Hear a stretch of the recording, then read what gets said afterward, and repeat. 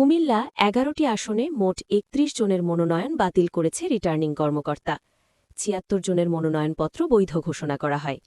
শনিবার মনোনয়ন যাচাই-বাছাইয়ের দ্বিতীয় দিনে কুমিল্লা ৭ থেকে কুমিল্লা ১১ আসনের মনোনয়নপত্র যাচাই-বাছাই করে ১৫ জনের মনোনয়নপত্র বাতিল বলে ঘোষিত হয়।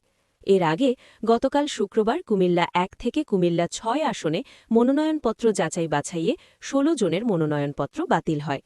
তবে প্রাথমিক যাচাই-বাছাইয়ে রিটার্নিং কর্মকর্তার সিদ্ধান্তের বিরুদ্ধে আপিল করতে পারবেন প্রার্থীরা।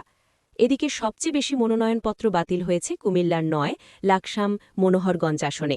এই আসনে ১৩টি মনোনয়নপত্রের মধ্যে ৮টি মনোনয়নপত্র বাতিল ঘোষণা করা হয়। রিটার্নিং কর্মকর্তা মোহাম্মদ রেজা হাসান বলেন, কুমিল্লায় ১১ আসনের মধ্যে ৭৬টি মনোনয়নপত্র বৈধ ঘোষণা করা হয়েছে, ৩১টি মনোনয়নপত্র বাতিল হয়েছে। এর আগে মোট ১০৭ জন মনোনয়নপত্র দাখিল করেছিলেন। শুক্রবার ও শনিবার ২ দিন মনোনয়নপত্র যাচাই-বাছাই অনুষ্ঠিত হয়। ক্ষেত্রে যে ১% যে ভোট সেটি ক্রাইটেরিয়াটা ফুলফিল হয়েছে এবং অন্যান্য কাগজগুলো সঠিক আছে। সুতরাং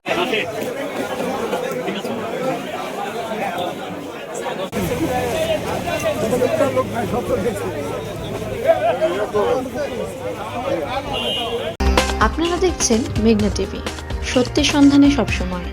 এছাড়া দেশ বিদেশের নিত্য নতুন খবর জানতে মেঘনা টিভির ফেসবুক পেজ facebook+meghna tv.bd তে লাইক দিয়ে আমাদের সাথেই থাকুন।